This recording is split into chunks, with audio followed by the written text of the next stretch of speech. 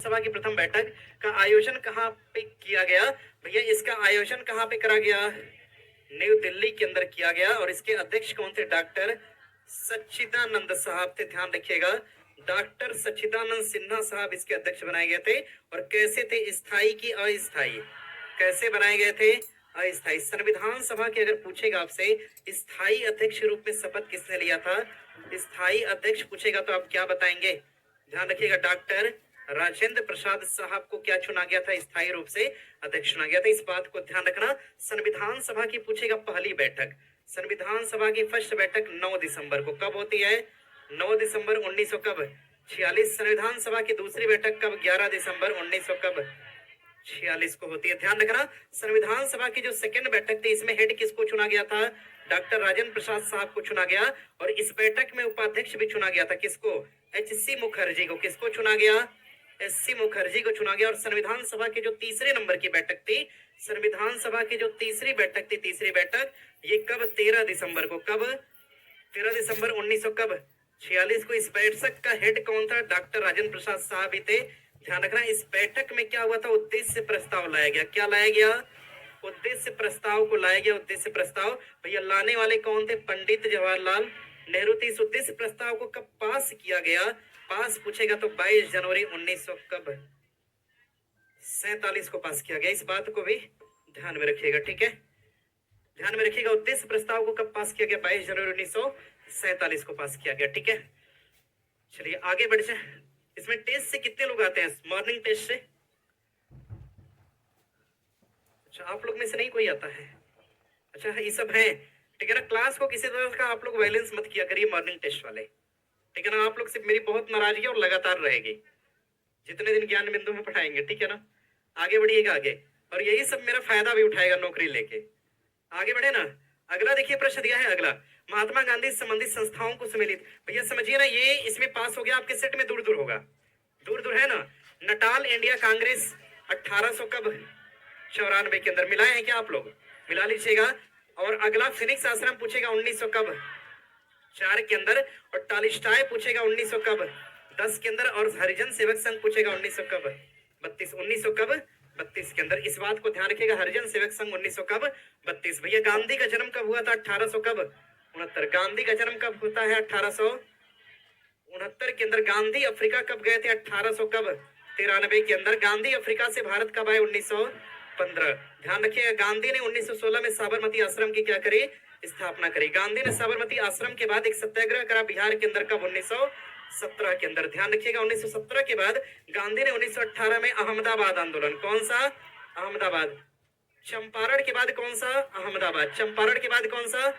अहमदाबाद। और अहमदाबाद के बाद कौन सा हो जाएगा? खेड़ा सत्याग्रह कब? 1918 में। और इसी के बाद मुसलमानों के आंदोलन में शामिल हुए कब? 1919 में। किस आंदोलन में? खिलाफत में। इसी के बाद गांधी ने अपना एक आंदोलन छेड़ा 1920 में। नाम क्या है? असहयोग आंदोलन। इसी असहयोग के बाद गांधी को गिरफ्तार किया गया। कब गिरफ्तार किया गया? 1922 के अंदर। गिरफ्तारी से छूटने के बाद सन 1924 में गांधी कांग्रेस के क्या बने? हेड बने। इसके बाद गांधी नहीं दिखे। गांधी दोबारा से फिर आए कब? सन 1900 कब? 30 के अंदर। दांडी यात्रा कौन चलाया था? महात्मा गांधी। 1930 में सविनय अवज्ञा की शुरुआत किसने करी थी? महात्मा गांधी। और कैमुनल अवार्ड के लिए अनशन किसने करा था? महात्मा गांधी ने। कब करा था? 1900। पूना समझौता कब होता है? 1932 के अंदर। गांधी फिर नहीं देखे। सन 1942 के अंदर भारत छोड़ो की घोषणा किसने करा था? महात्मा गांधी ने। और इसी के साथ सन 1948 में गांधी की क्या हो गई? मृत्यु हो गई। इस बात को ध्यान में रखना, ठीक है? चलिए आगे बढ़े आगे। अगला देखिए प्रश्न दिया है अगला। अगला प्रश्न दिया है, विद्युत फ्यूज परिपथ के साथ श्रेणी क्रम में। किस क्रम में? श्रेणी क्रम में होता है। श्रेणी क्रम में। भैया ध्यान रखिएगा, घरों में ना, ध्यान रखिएगा, घरों में सामान्यतः, हमारे घरों में सामान्यतः घरों में सामान्यतः जो इलेक्ट्रिसिटी होती है किस क्रम में होती है? समांतर क्रम में होती है। ध्यान रखिएगा, समांतर। जो पंखा टीवी वगैरह लगा होता है समांतर क्रम में। फ्यूज किस श्रेणी में होता है? तो कर लीजिएगा, श्रेणी क्रम में होता है। अगला इसमें ध्यान रखिएगा भैया, जो फ्यूज तार है, ये जो फ्यूज तार है, फ्यूज तार जो है, इसका प्रतिरोध क्या होता है? इसका प्रतिरोध क्या होता है भैया? उच्च होता है। और इसका गलनांक क्या होता है? इसका गलनांक निम्न होता है। गलनांक निम्न होगा, ठीक है? ध्यान रखना, फ्यूज तार किससे मिलकर बना है? तो कर लीजिएगा, सीसा और क्या हो जाएगा? टीन से मिलकर बनता है, ठीक है? इतनी बातें ध्यान रखना। फ्यूज तार किस श्रेणी में होता है तो कर लीजिएगा। आगे प्रश्न दिया है, आगे अगला देखिए प्रश्न दिया है आपका। अरे पढ़ी हुई चीज को अगर हम तेज बोल दिए तो क्या बुराई है जी। चंपारण कौन नहीं जानता 1917। अगला देखिए प्रश्न दिया, द्रविड़ स्थापत्य कला की शुरुआत किस मंदिर। भैया ध्यान रखिएगा, कांची का, कांची का कैलाश मंदिर, नोट कर लीजिएगा। कांची का कैलाश मंदिर, कांची के कैलाश मंदिर से द्रविड़ शैली की शुरुआत होती है। ध्यान रखना, कांची के कैलाश मंदिर का निर्माण, इसका निर्माण किसने कराया था। नरसिंह देव सेकंड ने, नरसिंह देव द्वितीय ने इसकी स्थापना कराई थी। और ये किस वंश का था तो क्या बताएंगे आप। पल्लव वंश। कौन सा था। पल्लव वंश से ये बिलोंग करता था, मत बोलिए कुछ भी, पल्लव वंश से बिलोंग करता था। भैया ध्यान रखना, भारत में अगर पूछेगा, भारत में शैली, भारत में अगर मंदिर निर्माण की अगर शैली पूछा आपसे तो पहली शैली कौन सी हो जाएगी, नागर शैली। कौन सी शैली, नागर शैली। जो इसकी सेकंड शैली है कौन सी, बेसर। कौन सी हो जाएगी, बेसर शैली। और तीसरी शैली कौन सी हो जाएगी तो द्रविड़ शैली। कौन सी शैली होगी भैया, द्रविड़ शैली हो जाएगी। द्रविड़ शैली, नागर शैली, बेसर शैली और कौन सी शैली हो जाएगी, द्रविड़ शैली हो जाएगी। भैया ध्यान रखना, उत्तर भारत के जितने भी मंदिर है उत्तर भारत नागर, मध्य भारत के जितने भी मंदिर है किस शैली में, बेसर। और द्रविड़ भारत के या दक्षिण भारत के जितने भी मंदिर है किस शैली में है, द्रविड़। इस बात को ध्यान रखिएगा, यहां से होता है क्वेश्चन। और आगे बढ़े, आगे बढ़ते हैं। आगे देखिए अगला प्रश्न दिया है आपका, बढ़ जाए ना आगे। अगला प्रश्न दिया है अगला कि रियल मैंगो ऑपरेशन और ऑपरेशन अमानत। भैया ऑपरेशन अमानत शुरू करने वाले कौन है, आरपीएफ। किसके द्वारा, आरपीएफ। ध्यान रखिएगा, रेलवे पुलिस द्वारा, रेलवे पुलिस द्वारा इसकी शुरुआत की गई, इस बात को ध्यान रखना। भैया अगर आरपीएफ की बात करेंगे, आरपीएफ ये केंद्र सरकार के अधीन है कि राज्य सरकार, ध्यान रखिएगा। अगर हम आरपीएफ रेलवे पुलिस की बात करेंगे तो ये राज्य, जिस राज्य में काम करते हैं उस राज्य के सरकार के अधीन होते हैं, इस बात को ध्यान में रखिएगा, ठीक है। आगे बढ़ जाए। अगला देखिए प्रश्न दिया है अगला, अगला प्रश्न दिया है आपका, धन विधेयक संसद के किस सदन में पेश किया जाएगा।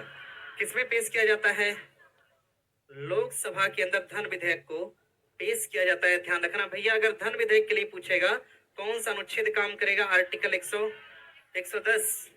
ध्यान रखना, धन विधेयक आर्टिकल 110, धन विधेयक की क्या दी गई है, परिभाषा दी गई है, ठीक है। ध्यान रखना, धन विधेयक की परिभाषा कहाँ पे, आर्टिकल 110 में दिया गया है, ठीक है। परिभाषा में क्या कहा गया, परिभाषा में यही कहा गया कोई भी संचित निधि, कैसी निधि, कोई भी संचित निधि। फिर परिभाषा में कहा गया कोई भी आकस्मिक निधि, कैसी निधि, आकस्मिक निधि कहा गया, कोई भी आकस्मिक निधि, या फिर राज्य सरकार द्वारा या फिर केंद्र सरकार द्वारा, राज्य सरकार या केंद्र सरकार द्वारा मांगा गया अनुदान। कैसा अनुदान, तो मांगा गया अनुदान। ये सभी अपने आप में क्या है, धन विधेयक। और इसको डिफाइन कहाँ पे करा गया है, आर्टिकल 110 में किया गया है। भैया एक बात और ध्यान रखना, धन विधेयक के लिए विशेष प्रावधान अगर पूछेगा, इसके लिए विशेष प्रावधान कहाँ पे किए गए हैं, विशेष प्रावधान तो कर लीजिएगा आर्टिकल 109 के अंदर किए गए हैं, ठीक है ना। विशेष प्रावधान यही है कि बिना राष्ट्रपति से पूछे क्या धन विधेयक को ला सकते हैं क्या, ठीक है, ला सकते हैं क्या, नहीं ला सकते। क्या राष्ट्रपति के सिग्नेचर की जरूरत होती है अंतिम रूप से, नहीं भैया। जब पूछ के लाए तो साइन मरवाने की जरूरत पड़ेगी, नहीं पड़ेगी। ध्यान रखिएगा, क्या धन विधेयक पर राज्यसभा के पास कोई अधिकार है, विशेष अधिकार नहीं है। राज्यसभा उसे 14 दिन तक क्या कर सकती है, रोक सकती है। क्या धन विधेयक पे ज्वाइंट सिटिंग बुलाई जाएगी, कभी नहीं बुलाई जाएगी, जरूरत नहीं है उस तरह की, ठीक है। आगे बढ़िएगा आगे। अगला देखिए प्रश्न दिया है, आवर्त सारणी में उत्कृष्ट गैसों को किस समूह में रखा गया। भैया उत्कृष्ट गैस जो होती है ना, इसको आप नोबल गैस बोलते हो। क्या बोलते हो आप, नोबल गैस भी बोल सकते हैं, नोबल गैस बोल सकते हो उत्कृष्ट गैसों को।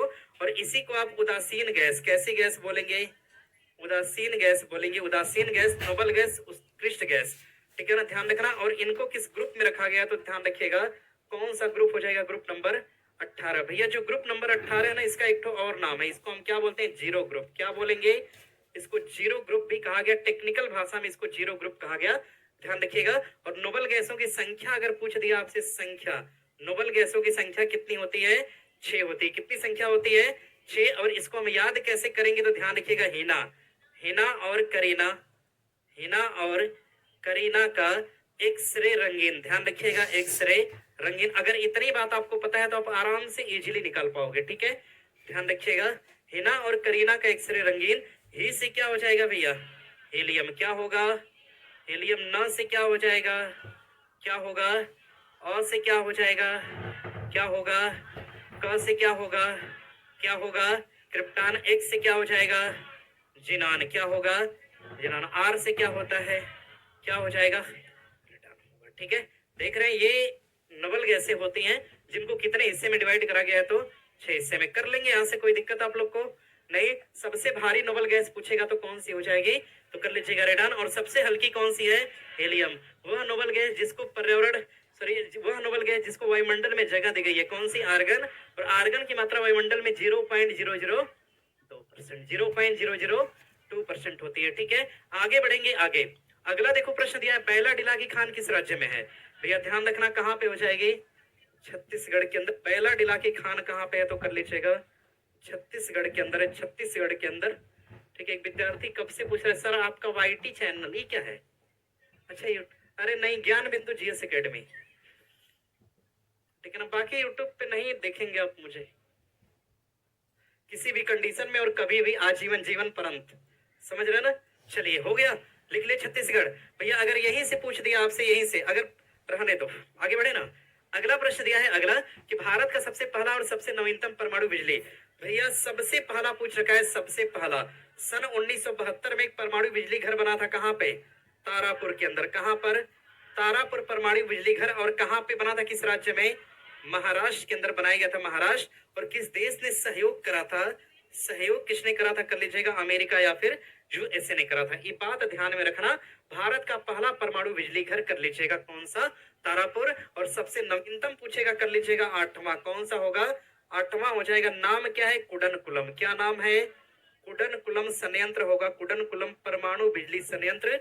और भैया कुडनकुलम कहाँ पे है, तमिलनाडु के अंदर। कहां पर, तमिलनाडु के अंदर। और यही से एक बात और ध्यान रखिएगा, भारत का सबसे बड़ा, भारत का सबसे बड़ा परमाणु बिजली घर कौन सा हो जाएगा, तो कर लीजिएगा कुडनकुलम हो जाएगा। ठीक है, कर लेंगे इतना। ठीक है, एक विद्यार्थी ग्रीन पेन से लिखने के लिए, ठीक तो दिखता है, हम लोग अपने फोन में ठीक ही देख पाते हैं।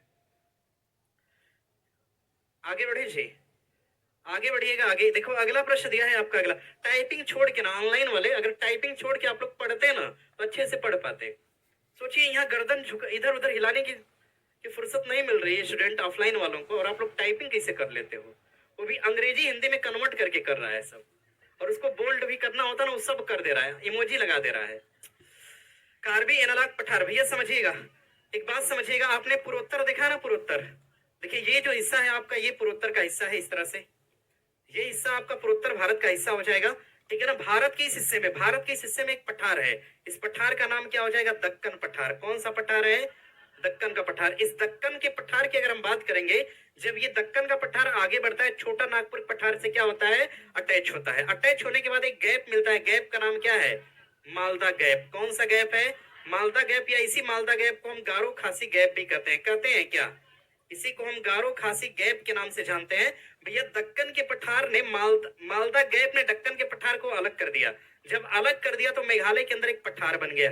ठीक है ना, मेघालय के अंदर एक पठार बन गया। इस पठार को हमने क्या बोला, शिलोंग का पठार। क्या बोला, शिलोंग का पठार बोला। इस शिलोंग के पठार के जो ऊपरी अपर संरचना है, अपर संरचना, इसी को हम क्या कहते हैं, कार्बी एनालॉग। क्या बोलते हैं, कार्बी एनालॉग पठार कहते हैं। कार्बी एनालॉग पठार कहां पे है, कर लीजिएगा मेघालय के अंदर है। कहां पे हो जाएगा, मेघालय के अंदर। अब तो कर लेंगे ना, कार्बी एनालॉग पठार कहां पे हो जाएगा भैया, कर लीजिएगा मेघालय के अंदर।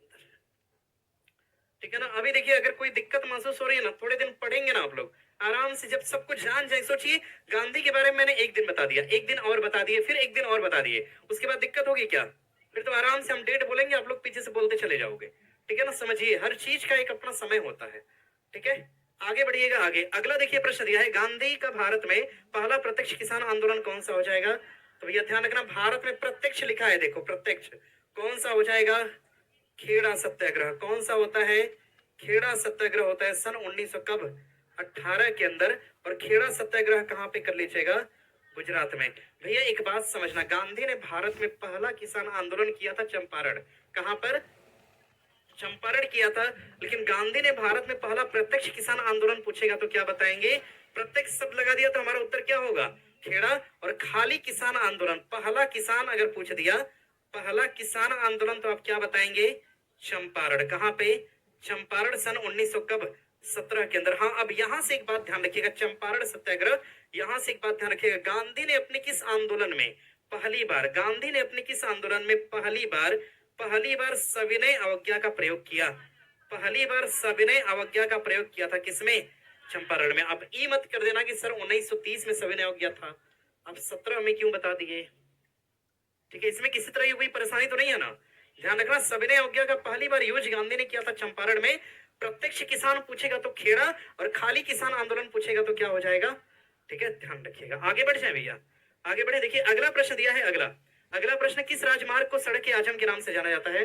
भैया ध्यान रखिएगा, ग्रांड ट्रक रोड को किसको जाना जाएगा? ग्रांड ट्रक रोड को सड़क ए आजम के नाम से जानते हैं। भैया इस ग्रांड ट्रक रोड का निर्माण, इसका निर्माण कराने वाले व्यक्ति का नाम क्या हो जाएगा? शेर शाह सूरी ने क्या करा था? ग्रांड ट्रक रोड का निर्माण कराया। और इस ग्रांड ट्रक रोड में NH1, ध्यान रखिएगा, नेशनल हाईवे 1 और नेशनल हाईवे 2, अगर आप इनको सम्मिलित रूप से जोड़ देंगे तो क्या होगा? ग्रांड ट्रक रोड किन दो नेशनल हाईवे का सम्मिलित रूप है? तो NH1 और NH2। ठीक है, ध्यान रखिएगा। अब भैया इसमें एक बात ध्यान रखना, NH1 कहां से गुजरता है? तो ध्यान रखना, ये अमृतसर से कहां जाएगा? ये अमृतसर से निकलेगा और कहां जाएगा? दिल्ली। कहां जाएगा? दिल्ली। और NH2 दिल्ली से गुजरेगा और कहां जाएगा? कोलकाता। कहां तक जाएगा? कोलकाता। अगर हमसे पूछ दिया कि ग्रांड ट्रक रोड कहां से कहां तक गुजरता है, तो ग्रांड ट्रक रोड अमृतसर से जाएगा और कहां पे मिलेगा? कोलकाता। ग्रांड ट्रक रोड कहां से कहां तक गुजरता है? अमृतसर से कहां? कोलकाता। आगे बढ़ जाए, आगे बढ़े जी। अगला देखिए प्रश्न दिया है, अगला हटा देना इसको। एक गवर्नर भी था जो इसमें हस्तक्षेप किया था, हस्तक्षेप का मतलब थोड़ा मोड़ा काम किया था, नाम बताएंगे? ठीक है, हाँ ठीक है, ऑकलैंड। कौन था? ऑकलैंड। भारत के कितने राज्यों में द्विसदनीय विधान?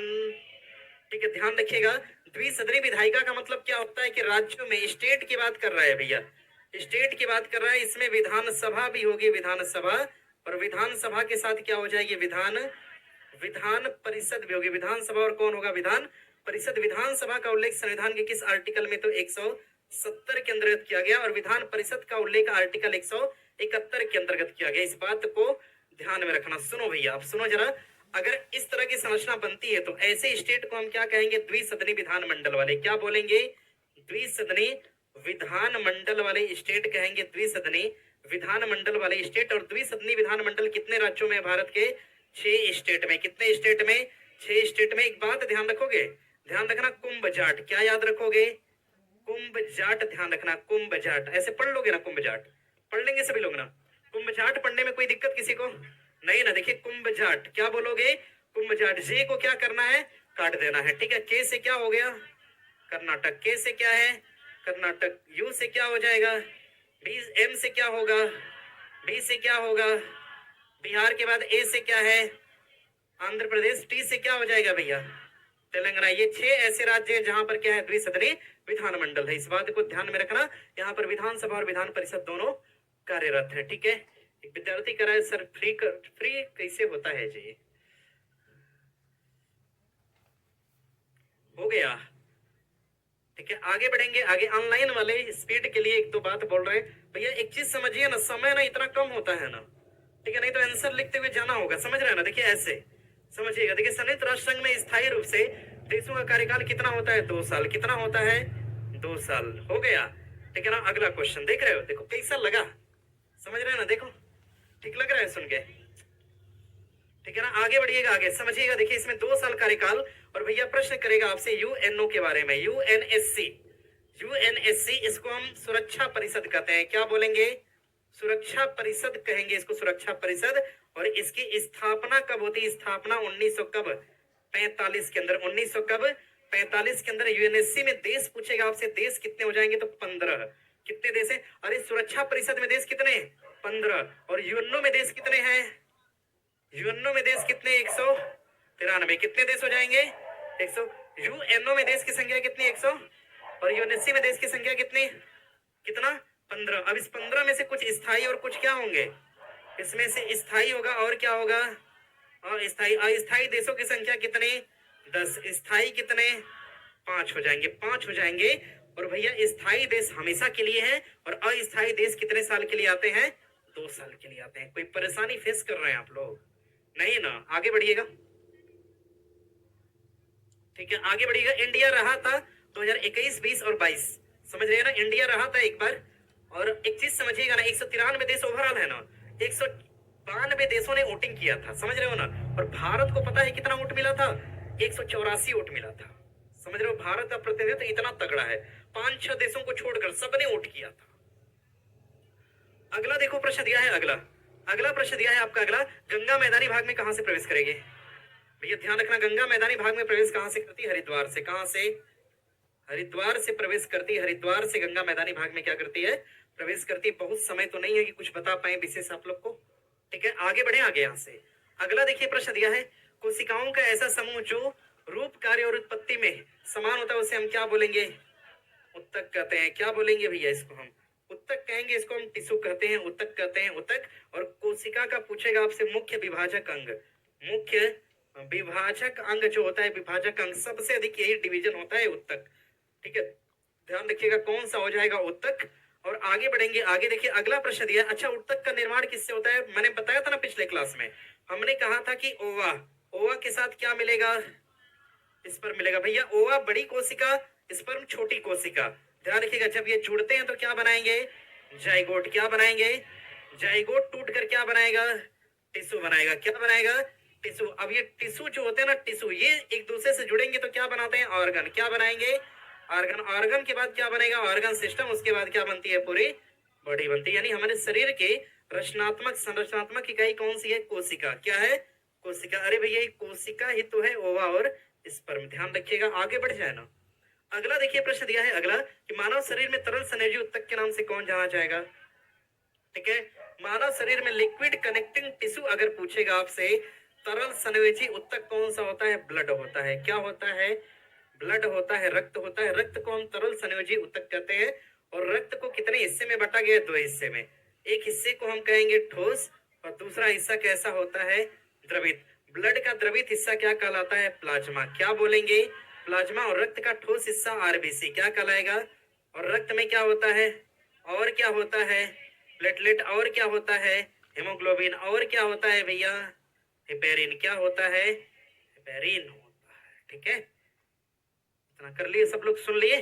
अब पूछेगा इनमें से कौन सा ठोस हिस्सा नहीं है? 3 ऑप्शन यहाँ से दे दिया, एक तो यहाँ से दे दिया, लगा लोगे आप लोग। ठीक है, कर लीजिएगा, आगे बढ़ जाए, आगे बढ़े। एक क्वेश्चन पूछा था एग्जाम में, बीपीएससी के एग्जाम में, कि ब्लड का लिक्विड फॉर्म में क्या होता है? प्लाज्मा। और प्लाज्मा की मात्रा भैया अगर गलती से पूछ दिया ना, तो 55% से लेकर कितना? 60%। यानी कि ठोस पार्ट से ज्यादा क्या होता है? प्लाज्मा होता है, लिक्विड होता है। आगे बढ़िएगा ना, अगला प्रश्न दिया है आपका, कि उत्तक जो प्राथमिक वृद्धि के लिए उत्तरदायी होता है, इसे हम क्या बोलेंगे? उत्तक। उत्तक जो प्राथमिक वृद्धि के लिए उत्तरदायी, इसको हम विभाज्योतक उत्तक कहते हैं। ध्यान रखिएगा, इसको हम विभाज्योतक उत्तक के नाम से जानते हैं। हाँ समझ रहे हैं ना आप लोग, की बेसब्री समझ रहे हैं, फिलहाल ये नोट करिएगा। इसे हम विभाज्योतक उत्तक के नाम से जानते हैं। अरे यही कहना चाहते हो ना कि सर प्लांट का जो प्राइमरी डेवलपमेंट होता है, ये कौन सा उत्तक करेगा? शीर्ष कहोगे? शीर्ष कहोगे कि अग्र होता है? क्या होता है? अग्र होता है। ठीक है, इसको लिख लिए। अरे दिया है ना कि वह उत्तक जो प्राथमिक वृद्धि के लिए उत्तरदायी है, कौन सा? विभाज्योतक उत्तक। कौन सा? विभाज्योतक उत्तक। आगे बढ़ जाओ जरा, देखो अगला दिया है कि पौधे के तने के घेरे को बढ़ाने के लिए कौन सा है? पार्श्व होता है। लिखिएगा, पार्श्व विभाज्योतक उत्तक होता है, पार्श्व उत्तक। ध्यान रखिएगा, पार्श्व उत्तक जो होता है पौधे में क्या करता है? ध्यान रखना, कि प्लांट के तने में, तने को क्या करता है? फैलाता है। तने को फैलाने के लिए फैलाता है, उसको एक्सपेंड ऐसे बढ़ाता है, ठीक है ना। ठीक है, तने की जो परिधि होती है ना, परिधि ऐसे लिखा होता है, तने की परिधि को क्या करने के लिए? बढ़ाने के लिए। ठीक है, ध्यान रखना। अब इसी पार्श्व के बाद ध्यान रखना, एक होता है अग्र, एक होता है अग्र उत्तक। ध्यान रखिएगा, जो अग्र होता है ना, अग्र भैया ध्यान रखना, ये पौधे का, पौधे पौधे का लिखिएगा, पौधे का जो प्राथमिक विकास होता है, पौधे का प्राथमिक विकास कौन करेगा? तो कर लीजिएगा, अग्र करेगा। और भैया एक होता है शीर्ष। क्या होता है? शीर्ष उत्तक होता है, शीर्ष उत्तक। ये शीर्ष उत्तक क्या करता है? ये प्लांट को ऊपर से, ऊपर का मतलब क्या है? तना से भी मजबूत करेगा। इस तना को क्या करेगा? बढ़ाएगा। तना को क्या करेगा? बढ़ाएगा। और ये प्लांट के जड़ को भी नीचे की तरफ क्या करता है? भेजता है। ध्यान रखना, ये प्लांट और जड़ों को लंबा करने का काम कौन करेगा? तो शीर्ष उत्तक करता है। ठीक है, ध्यान रखिएगा, लंबा करता है किसको? तना और किसको? जड़ को। आगे बढ़ जाए ना, अगला देखिए प्रश्न दिया है अगला। अगला पौधे का कौन सा बाहरी स्तर छिलका क्या बोलते हैं? एपिडर्मिस बोलेंगे। प्लांट के लिए पूछ रखा है, क्या बताओगे आप लोग? ठीक है ना, सुनिएगा ना, सुनिए जरा। इसको हम क्या बोलते हैं? पोर्स बोलेंगे, उत्तक पोर्स, पोर्स उत्तक कहते हैं। ध्यान रखिएगा, इसको जैसे पोर्स होता है ना, पोर्स या छिद्र, इसको हम पोर्स बोलते हैं। क्या बोलेंगे? पोर्स कहते हैं। या फिर ना देखो, अगर एग्जाम में अगर ये ना मिले तो इसकी जगह पे आप कोशिका भित्ति भी लिख सकते हो। क्या लिख सकते हो? कोशिका भित्ति लिख सकते हो। जिन्होंने अगर ये दोनों बात लिखा है सही है, दोनों में से अगर कुछ भी लिखा है, ठीक है ना। एक विद्यार्थी कह रहे हैं सर एपी, हाँ हो सकता है एपिडर्मिस, ठीक है ना। आगे बढ़िएगा, आगे आगे बढ़ेंगे आगे। अरे कल मैंने एक बात बताई थी अगली क्लास में, the outer layer of animal cell क्या कहलाएगा? Cell membrane. The outer layer of plant cell क्या कहलाएगा? Cell wall. अगला देखिए प्रश्न दिया है कि वह संवहन मंडल, ई दे दिया है, संवहनी मंडल कहते हैं इसको। ध्यान रखिएगा, संवहनी मंडल के नाम से जानते हैं, संवहनी मंडल, जिसमें जाइलम और फ्लेम दोनों पाया जाता है। भैया ध्यान रखना, जाइलम जल का क्या करता है? जल का संवहन करता है, संवहन। और पूछेगा प्लांट के अंदर खनिज लवण का, किसका? खनिज लवण का संवहन कौन करेगा? खनिज लवण का संवहन कौन करता है? तो फ्लेम करेगा। और अगला प्रश्न दिया है अगला प्रश्न दिया है आपका, पुराने पेड़ को जब काटा जाता है तो बीज का केंद्रीय भाग और ज्यादा मजबूत, घना और गहरी कत्थई रंग का हो जाता है। इसे हम क्या बोलेंगे? जाइलम कहेंगे। देखिए एक तरह से समझिएगा, एक तरह से इसके दो तीन उत्तर लगा सकते हो आप, ठीक है ना। दो तीन उत्तर। इसको हम सिरिल कहते हैं। क्या बोलते हैं? सिरिल के नाम से जानते हैं। क्या बोलेंगे? इसको सिरिल कहेंगे। और इसी को हम वलय भी बोल सकते हो, या फिर इसको हम काष्ठ हृदय भी कहते हैं। क्या बोलेंगे? इसको हम काष्ठ हृदय के नाम से भी जानते हैं। ठीक है, अब जो नाम होगा अपना देख लेना, लिख लीजिएगा। आगे बढ़ जाए ना, आगे बढ़ेंगे। अच्छा ये पौधे, ये जो प्लांट है इसको हमने काट दिया, इसमें वलय दिखा, ठीक है ना। अब प्लांट की आयु ज्ञात करने के लिए हम किसका यूज करेंगे? आगे बढ़िएगा, आगे अगला प्रश्न, जाइलम और फ्लेम का निर्माण किन तत्वों से होता है? कितने तत्वों से? 4 तत्वों से। 4 जाइलम और 4 क्या होता है? फ्लेम होता है। इस बात को ध्यान रखना, रहने देना ना, सब यादें होगा। अगला प्रश्न दिया है, किस प्रकार के उत्तक शरीर की सुरक्षा कवच का काम करते हैं? भैया कौन सा? एपिडर्मिस काम करते हैं ना, लिख लीजिएगा। बाह्य उत्तक, बाहरी उत्तक, क्या इसे हम कहते हैं? उपकला उत्तक। कौन सा? उपकला उत्तक जो होते हैं, उपकला उत्तक के शरीर के बाहरी हिस्से की रक्षा करने के काम करते हैं, ठीक है ना। आगे बढ़ेंगे, आगे अगला देखिए प्रश्न दिया है, कौन सा उत्तक लार ग्रंथि और श्वेत ग्रंथि में पाया जाता है? भैया लार ग्रंथि और श्वेत ग्रंथि में कर लीजिएगा। इसको हम ना क्यूबाइड कहते हैं। ध्यान रखिएगा, क्यूबाइड उत्तक जो होता है, उत्तक, ये लार ग्रंथि और कहां पर? श्वेत ग्रंथि। और भैया एक बात और ध्यान रखना, लार ग्रंथि, ध्यान रखना, लार ग्रंथि, लार ग्रंथि, लार ग्रंथि पूछ दिया या फिर आपसे श्वेत ग्रंथि पूछ दिया, लार ग्रंथि या श्वेत ग्रंथि अगर आपसे पूछा, लार ग्रंथि या फिर श्वेत ग्रंथि, ये दोनों ग्रंथियां जो है एक प्रकार की बहिर्स्रावी ग्रंथि है। कैसी हो जाएंगी? बहिर्स्रावी ग्रंथि है, बहिर्स्रावी। और इन ग्रंथियों से हमेशा और हमेशा क्या निकलेगा? हार्मोन की एंजाइम। क्या निकलता है? एंजाइम। ये सब एकदम बेकार है, कम से कम इतना भी नहीं पता कि सब ग्रंथियां क्या निकालेंगे? एंजाइम। यानी हमारे शरीर का ऐसा लिक्विड जो ब्लड से मैच ना हो उसे हम क्या बोलेंगे? एंजाइम। और हमारे शरीर का ऐसा लिक्विड जो ब्लड से टच हो जाए उसे हम क्या बोलते हैं? हार्मोन कहते हैं। अगला देखो भैया प्रश्न दिया है अगला, निम्नलिखित में से, अच्छा टेंडन दिया है, मांसपेशी को अस्थि, ठीक है, हाँ अच्छा ठीक है, दोनों सही लिख लीजिएगा, एक और दोनों सही। इसको देखो ऐसे लिखना, एक और दो सही, बस यही इसका उत्तर है, ठीक है ना। हाँ दोनों लिख, कुछ भी लिख सकते हैं, समझ में आना चाहिए कि नहीं आपने ठीक किया है, ठीक है ना। आगे देखिएगा, आगे अस्टियोब्लास्ट, भैया अस्टियो का संबंध किससे हो जाएगा? कौन से? एक चीज बताएं आप लोग को, थोड़ा सा निंजा ट्रिक बताएं एक ठो, समझिए। कभी अगर जीवन में हाइपो लिखा हो, ठीक है ना, कभी अगर जीवन में लीपो लिखा हो, कभी अगर जीवन में कहीं देखना अगर अस्टियो लिखा हो, क्या लिखा हो? अस्टियो। कभी अगर जीवन में मिलेगा आपसे न्यूरो, और कभी अगर मिलेगा कार्डियो, क्या मिलेगा? कार्डियो। अगर कार्डियो लिख के कुछ भी पूछे डोंट मैटर, इसका संबंध किससे होगा?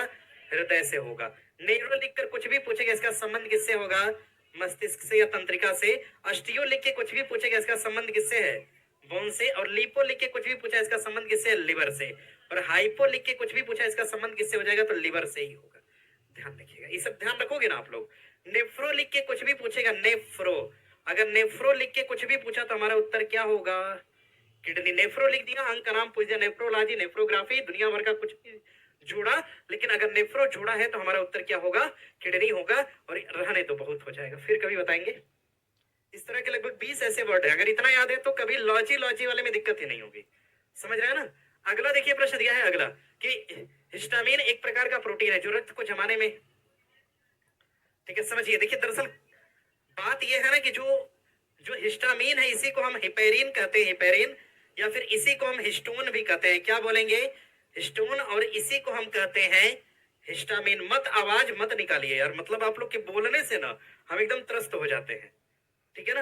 ये हो गया इतना, समझिए ना। ये क्या करता है, ये ब्लड के अंदर होता है, ये ब्लड के, और जब ये शरीर के अंदर होता है, जब ये शरीर में क्या होगा, शरीर के जब ये अंदर होगा तो ब्लड को नहीं जमाता, ब्लड को क्या करता है, नहीं जमाता है, ब्लड को नहीं जमने देता। और जब ये प्रोटीन शरीर के बाहर निकलता है, जब ये बाहर आता है बाहर, तो ये तुरंत ब्लड को क्या करेगा भैया, ब्लड को तुरंत क्या करता है, जमा देता है। इस बात को ध्यान में रखिएगा, ठीक है ना। यानी ब्लड हमारा जो जम जाता है ना कटने के बाद, इसी प्रोटीन का काम है। बाकी उसमें विटामिन के वे सब काम करते हैं, प्लेटलेट भी काम करता है कहीं ना कहीं। आगे बढ़े।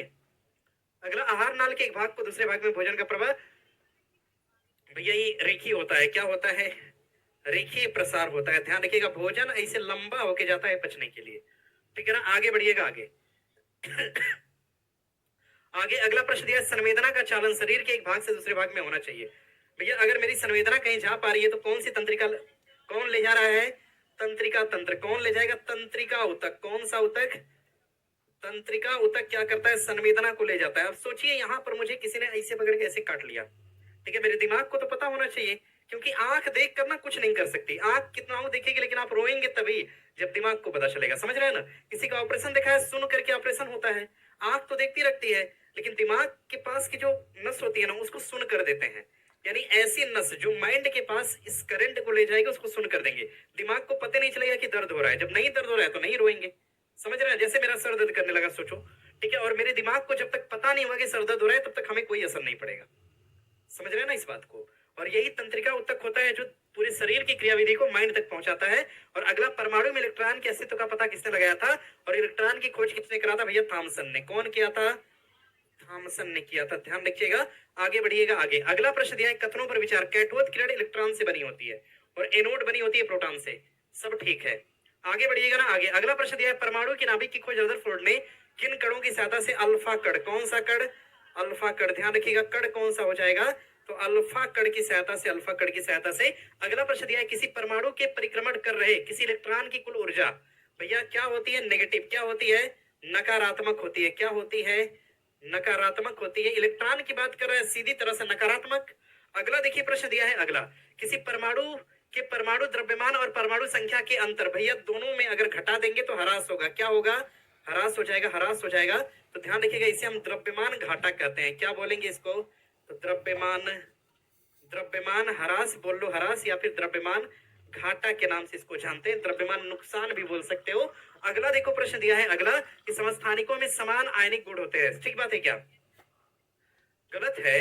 समान रासायनिक गुण होते हैं भैया, और भौतिक गुण क्या होते हैं, भिन्न भिन्न। लेकिन इसमें कह दिया है कि भौतिक गुण क्या है, समान। 3 नंबर क्या है गलत, केवल एक और क्या सही है, 2 सही हो जाएगा। लिखिएगा, आगे बढ़िए। अगला देखिए प्रश्न दिया है कि कोबाल्ट समस्थानिक 60 भैया इसका उपचार हम कैंसर किसके लिए करते हैं, कैंसर के लिए करेंगे। अगला देखिए प्रश्न दिया है अगला, अगला रक्त परिसंचरण तंत्र में रक्त के थक्के की स्थिति का पता लगाने के लिए किस समस्थानिक का प्रयोग करते हैं। किसका प्रयोग करेंगे, सोडियम का। सोडियम क्या है, सोडियम, सोडियम ध्यान रखिएगा, सोडियम 37 का यूज, इसको देखना होगा एक बार, समझ लीजिएगा। ये नंबर ना कभी कभी बदलता है रोग के हिसाब से, ध्यान रखना इसको। और अगला प्रश्न दिया आपका, वाहनों की चाल नापने हेतु कौन सा उपकरण, ओडोमीटर। कौन सा मीटर भैया, ओडोमीटर का यूज करते हैं, ओडोमीटर। और अगला प्रश्न दिया है अगला, कि संवेग परिवर्तन की दर किस राशि, संवेग परिवर्तन की दर को हम क्या बोलते हैं, त्वरण कहेंगे। आगे बढ़िएगा आगे। अगला प्रश्न दिया है अगला, किसी भी स्थिर गतिशील वस्तु की स्थिति और दिशा में तब तक कोई परिवर्तन नहीं होगा जब तक कि वही कोई उस पर बाहरी बल, न्यूटन का कौन सा नियम, पहले नियम में कहा गया वस्तु अपने जड़त्व में होती है, तब जब तक उस पर कोई बाहरी या आंतरिक बल न लगे वस्तु अपने स्थान से नहीं हिलती है। ध्यान रखना, न्यूटन के पहले नियम को हम गैलीलियो का नियम भी कहते हैं। क्या बोलेंगे, गैलीलियो का नियम कहते हैं, गैलीलियो का नियम। ध्यान रखना, न्यूटन का जो पहला नियम है इससे बल की क्या मिलती है, परिभाषा मिलती है। बल का सूत्र दूसरे नियम से और बल का विस्थापन तीसरे नियम से। ठीक है, अगला देखिए प्रश्न दिया है अगला, कि रॉकेट किस प्रणाली पे सिद्धांत करेगा, संवेग संरक्षण किस पर? संवेग संरक्षण प्रणाली पर। और संवेग संरक्षण प्रणाली न्यूटन के किस नियम पर आधारित है? तो तीसरे नियम पे। अगला देखिए प्रश्न दिया है अगला कि जब मुद्रास्फीति नियंत्रण से बाहर चली जाए तब इस स्थिति को हम क्या कहेंगे भैया? इसको हम कूदती मुद्रास्फीति बोलेंगे। क्या बोलेंगे? कूदती मुद्रास्फीति कहेंगे। कूदती मुद्रास्फीति कहेंगे। एकदम से जब चरम सीमा हो जाए तो कूदती मुद्रास्फीति कहते हैं। यानी ध्यान रखना, जो स्फीति की मात्रा है 30% से कहां चली जाए? ऊपर हो जाए। 30% से कहां हो जाए? ऊपर। भैया 10% मत बताना, गलत हो जाएगा। आगे बढ़िएगा। आगे अगला देखिए प्रश्न दिया है अगला, मुद्रास्फीति की गणना के लिए भारत में 2 सूचकांक, एक तो उपभोक्ता मूल्य सूचकांक। कौन सा? उपभोक्ता मूल्य सूचकांक है। दूसरा हो जाएगा आपका थोक मूल्य सूचकांक। कौन सा? थोक मूल्य सूचकांक। उपभोक्ता मूल्य सूचकांक और दूसरा लिख लीजिएगा। ठीक है, आगे बढ़े। आगे बढ़ेंगे। अगला प्रश्न दिया है आपका 2019 में आय के आकलन के लिए गरीबी, और भैया समझिएगा, आय के आकलन के लिए क्या बना था? सीएसओ। गरीबी के आकलन के लिए एनएसएस, और क्या बना था? ओ। इसको 2019 में क्या कर दिया? मर्ज कर दिया। क्या बना दिया? बस यही बात थी। और आगे बढ़ जाए। आगे अगला देखिए प्रश्न दिया है अगला, अध्ययन के आधार पर बेरोजगारी को 2 पार्ट में बांटा गया है। एक तो बेरोजगार हम इच्छा से होते हैं, दूसरा बिना इच्छा के होते हैं। और यहाँ पे लग रहा है अधिकतर बैठा हुआ विद्यार्थी अच्छी बेरोजगार है। ठीक है ना? क्यों जी? अरे इच्छा अनुसार बेरोजगार, नहीं तो पढ़ के नौकरी नहीं ले लेते। जिन अर्थव्यवस्था में आर्थिक विकास, लोगों का रहन सहन काफी नीचे होता है, उसे हम अल्प विकसित कहते हैं। क्या बोलेंगे? अल्प विकसित कहते हैं। अल्प विकसित कहेंगे, अल्प विकसित। और भैया अगला प्रश्न दिया है अगला, भारत की जीडीपी में अर्थव्यवस्था के किस क्षेत्र का सर्वाधिक योगदान? कर लीजिएगा। किसका? सेवा। और सुनिए ना, ये बदलता रहता है। अभी तो हम आपको 2024 और 25 का आज तक का बता दे रहे हैं। आज तक का जो डाटा ये 54 से 55%। ध्यान रखना, 54 से 55%। ये डेटा जो होता है एग्जाम के टाइम देखना होता है एक बार। ठीक है, चलिए बढ़ेंगे आगे। अगला देखिए प्रश्न दिया है अगला, ऑटोमोबाइल उद्योग। भैया उद्योग का दिया सेक्टर कौन सा हो जाएगा? दूसरा। विनिर्माण क्षेत्र कौन सा है? दूसरा। सेवा क्षेत्र कौन सा हो जाएगा? तीसरा। और उत्पादन क्षेत्र कौन सा है? पहला। अगला प्रश्न दिया है कि अर्थव्यवस्था का वह प्रकार कौन सा है जिसमें हम किसी क्षेत्र की आर्थिक गतिविधि का व्यापक रूप से, भैया व्यापक पढ़ेंगे तो क्या है? समष्टि। क्या है? समष्टि। ध्यान रखिएगा, समष्टि। और अगर सिंगल पढ़ेंगे तो क्या हो जाएगा? वेष्टि हो जाएगा। वेष्टि, इस बात को ध्यान रखना। और आगे, अरे समष्टि का मतलब ओवरऑल। इससे यहाँ पर अगर बैठे हुए लोग अगर आय पाते तो सबकी आय की गणना समष्टि, और एक व्यक्ति को खड़े करके पूछते तुम्हारी आय कितनी है तो वेष्टि। अगला देखिए प्रश्न दिया है अगला, भारतीय अर्थव्यवस्था में एक वित्तीय वर्ष की अवधि, भैया ध्यान रखना, 1 अप्रैल से शुरू होता है और कब तक चलेगा? 31 मार्च तक चलता है। और अगला प्रश्न दिया है अगला प्रश्न दिया है कि भारत में स्वतंत्रता के पश्चात पहली बार आय का आकलन सन 1900 कब? 49 में करा गया था। और इसके लिए एक समिति बनी थी। समिति, ध्यान रखना, समिति कौन बनाया था? पीसी महालनोबिस। कौन बनाया था? पीसी महालनोबिस की अध्यक्षता में एक समिति बनाई गई थी। ध्यान रखना। और अगला प्रश्न दिया है अगला, भारत में सबसे पुरानी शास्त्रीय भाषा कौन सी है? कौन सी हो जाएगी? तमिल होगी। कौन सी होगी? तमिल। भारत में कुल क्लासिकल लैंग्वेज की संख्या इस समय कितनी है? 11। अभी कितनी है? ठीक है ना, ध्यान रखिएगा। नकटा कहाँ का? अरे नकटा कहाँ पे होता है? बिहार के अंदर। कहाँ पर? बिहार के अंदर। कजरी कहाँ पे होता है? यूपी के अंदर। कहाँ पर? उत्तर प्रदेश के अंदर कजरी। विवाह के टाइम होता है ना नकटा। ठीक है ना। अगला देखिए प्रश्न दिया है आपका, संगीत विधा को कितने हिस्से में बांटा गया है? 2 हिस्से में। कितने हिस्से में? 2 हिस्से में। एक को हम बोलते हैं भारतीय संगीत और दूसरे को हम क्या बोलते हैं? कर्नाटक संगीत। क्या बोलेंगे? कर्नाटक संगीत। और आज की क्लास खत्म होते हुए होमवर्क नोट करिए तेजी से।